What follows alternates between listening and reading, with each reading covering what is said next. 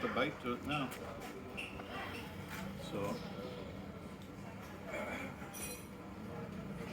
it's not going to shave, but so you can go edge trailing or edge leading.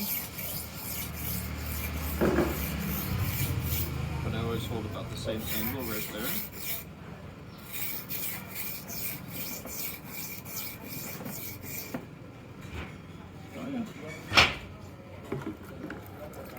So before you could see the light reflecting off the edge.